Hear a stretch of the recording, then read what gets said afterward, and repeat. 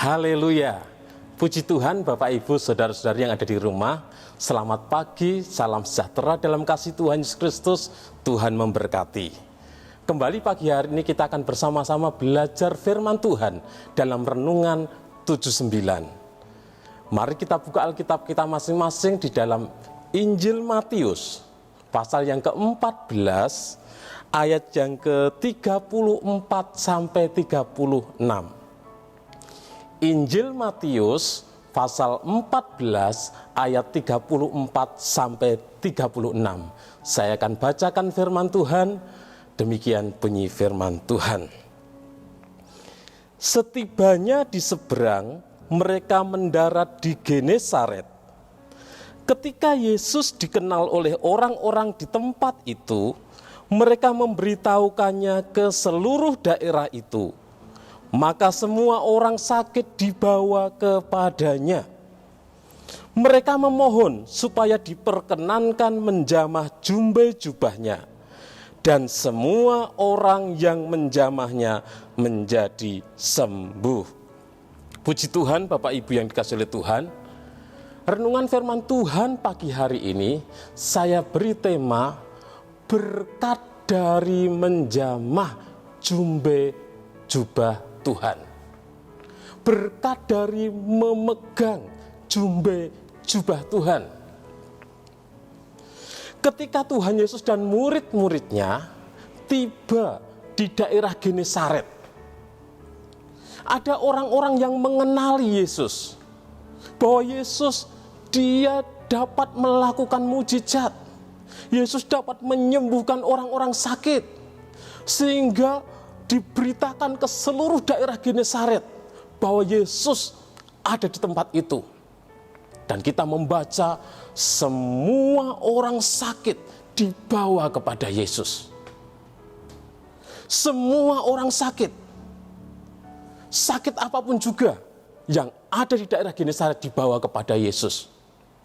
Dan ketika mereka sampai kepada Yesus, mereka memohon supaya diperkenankan, supaya diperbolehkan, supaya diizinkan untuk menjamah jumbe jubahnya. Mereka memohon supaya diperkenankan, diizinkan untuk memegang jumbe jubah Yesus. Dan apa yang terjadi? Firman Tuhan mencatat semua orang yang memegangnya menjadi sembuh. Semua orang yang memegang jumbe jubah Yesus mengalami pemulihan, mengalami kesembuhan. Tentu kita juga ingat ada sebuah kisah seorang perempuan yang 12 tahun lamanya menderita pendarahan. Itu dicatat di dalam Injil Lukas pasal 8 ayat 43 sampai 48. Perempuan yang 12 tahun menderita pendarahan itu, dia sudah berobat kemana-mana, sudah menghabiskan hartanya. Keadaannya tidak menjadi baik, tetapi semakin memburuk. Tetapi ketika dia mendengar berita tentang Yesus, ketika dia mendengar Yesus ada di daerah itu, dia berusaha untuk mendekati Yesus.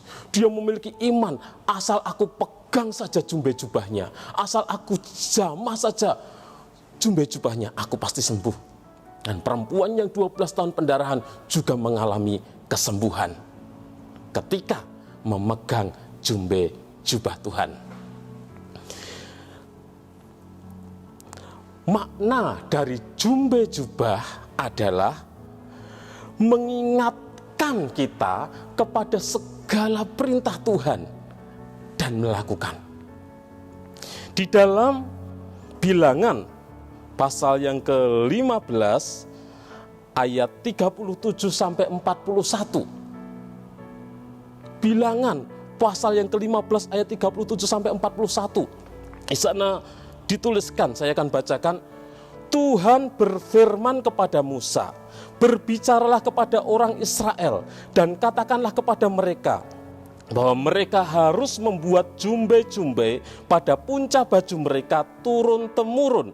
Dan dalam jumbe-jumbe punca itu haruslah dibubuhkan benang ungu kebiru-biruan.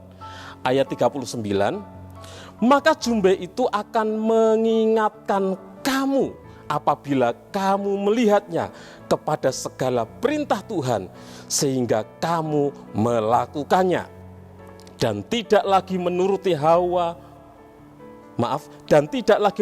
hatimu atau matamu sendiri, seperti biasa kamu perbuat dalam ketidaksetiaanmu terhadap Tuhan. Maksudnya, supaya kamu mengingat dan melakukan segala perintahku dan menjadi kudus bagi Allahmu. Akulah Tuhan Allahmu yang telah membawa kamu keluar dari tanah Mesir, supaya aku menjadi Allah bagimu. Akulah Tuhan Allahmu. Jadi jubah Tuhan perintahkan dibuat dengan maksud ketika umat Tuhan melihat jubah itu, mereka mengingat akan segala perintah Tuhan dan melakukannya. Jadi jubah Yesus ini berbicara tentang memegang segala perintah Yesus, memegang segala perintah Tuhan dan melakukannya. Dan kita membaca semua orang yang memegang jubah Yesus mengalami kesembuhan.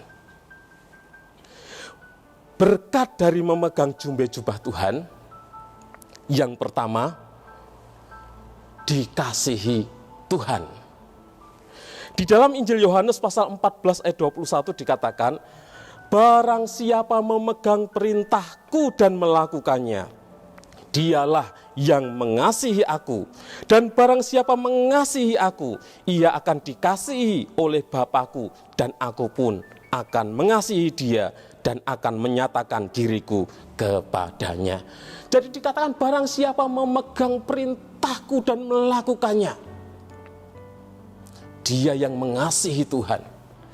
Maka Bapa akan mengasihi orang tersebut. Yesus juga mengasihi orang tersebut. Jadi Tuhan mengasihi orang-orang yang memegang perintahnya dan melakukannya. Tuhan mengasihi semua orang, tetapi bagi orang yang memegang dan melakukan perintahnya, ada kasih khusus yang Tuhan berikan, Tuhan nyatakan bagi orang tersebut. Jadi orang yang memegang jubah Tuhan, orang yang memegang segala perintah Tuhan dan melakukannya, dikasihi oleh Tuhan. Yang kedua, berkat dari memegang jubah Tuhan, disertai Tuhan. Di dalam Injil Yohanes pasal 14 ayat yang ke-23 dikatakan, jawab Yesus, jika engkau mengasihi aku, ia akan menuruti firman-Ku, dan Bapa-Ku akan mengasihi dia, dan kami akan datang kepadanya dan diam bersama-sama dengan dia. Tuhan Yesus katakan, barang siapa yang menuruti firman-Nya, yang memegang segala perintahnya dan melakukannya, maka Tuhan akan datang dan diam bersama-sama dengan dia. Tuhan akan datang dan tinggal bersama-sama dengan dia. Tuhan akan menyertai dia, yaitu orang-orang yang memegang segala perintah Tuhan dan melakukannya. Jadi ketika kita memegang segala perintah Tuhan dan melakukannya, ketika kita memegang jubah Tuhan dalam hidup kita, maka Tuhan akan hadir dalam hidup kita, tinggal bersama-sama dengan kita, menyertai hidup kita.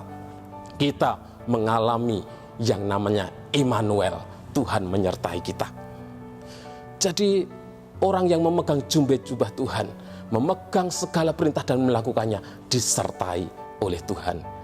Berkat yang ketiga dari memegang jubah Tuhan, yaitu ditolong oleh Tuhan.